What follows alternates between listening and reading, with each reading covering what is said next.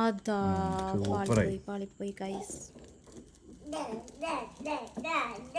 ഇന്നലെ ഞാൻ metallic vinyl സ്റ്റിക്കറിന്റെ video ഇട്ടിട്ടുണ്ടായിരുന്നു. അൽഹംദുലില്ലാ അത് കണ്ടിട്ട് ഒരുപാട് പേര് നമ്മുടെ അടുത്ത് നിന്ന് ഓർഡർ പ്ലേസ് ചെയ്തു. ഒരുപാട് പേർക്ക് കൊറിയർ ആയിട്ട് അയച്ചു കൊടുത്തു. ഇതൊക്കെ ഇന്ന് ഞാൻ ചെയ്ത വർക്ക്സ് ആണ് കേട്ടോ. വിനൈൽ സ്റ്റിക്കറിന് ഇത്ര അധികം ഡിമാൻഡ് ഉണ്ടായിരുന്നു. എല്ലാരും പറയുന്നത് ഇതൊക്കെ പുറത്തുനിന്ന് ചെയ്യിപ്പിക്കാൻ നല്ല പൈസയാണ് എന്നാണ്. നിങ്ങൾ എങ്ങനെയാണ് ഇത്രയും അഫോർഡബിൾ ആയിട്ട് ഇത് കൊടുക്കണെന്നൊക്കെയാണ് ഓരോരുത്തർ ചോദിക്കുന്നത്. അതിന്റെ കാരണം വേറൊന്നുമല്ല കേട്ടോ. ഞാൻ ഏതൊരു പ്രൊഡക്റ്റ് ലോഞ്ച് ചെയ്യുമ്പോഴും ഹോൾസെയിൽ ആയിട്ടാണ് മെറ്റീരിയൽസ് ഒക്കെ പർച്ചേസ് ചെയ്യാറ്. അപ്പൊ അതിന്റെ ഇടയിലുള്ള മീഡിയേറ്റേഴ്സിന് പൈസ പോവാത്തോണ്ട് തന്നെ നമുക്ക് റീസണബിൾ ആയിട്ട് ഇങ്ങക്ക് തരാൻ പറ്റും. ഇതിന്റെയൊക്കെ മെഷീൻസ് സ്വന്തമായിട്ടുള്ളതും വേറൊരു കാരണമാണ് കേട്ടോ. ഇതിപ്പോ ഞാൻ വീഡിയോ എടുക്കാൻ വേണ്ടിട്ട് കാർഡ്ബോർഡ് ബോക്സിന്റെ മേലെ ഒന്ന് ഒട്ടിച്ചു നോക്കിയതാണ്. പക്ഷെ ട്രാൻസ്ഫർ ഷീറ്റ് കുറച്ച് സ്റ്റിക്കി ആയതുകൊണ്ട് തന്നെ അതിന്റെ മേലെ വരുന്ന പേപ്പർ പാർട്ട് തന്നെ അങ്ങോട്ട് ഇളകി പോകുന്നു. അപ്പൊ ഇങ്ങനത്തെ ബോക്സിലൊക്കെ ഒട്ടിക്കുമ്പോ നല്ലോണം ശ്രദ്ധിക്കണം കേട്ടോ. അല്ലെങ്കിൽ പിന്നെ എന്റെ പോലെ മണ്ടത്തരം പറ്റും. അതൊക്കെ അവിടെ നിൽക്കട്ടെ. നിങ്ങൾ ഒരു പ്രൊഫഷണലോ ബിഗിനറോ ആയിട്ടുള്ള ആർട്ടിസ്റ്റ് ആവട്ടെ, നിങ്ങൾക്ക് വിനൈൽ സ്റ്റിക്കേഴ്സ് വേണോ, ഏത് സൈസിലും ഏത് ഡിസൈനിലും ഏത് കളറിലും നമ്മൾ കസ്റ്റമൈസ് ചെയ്യൂട്ടോ.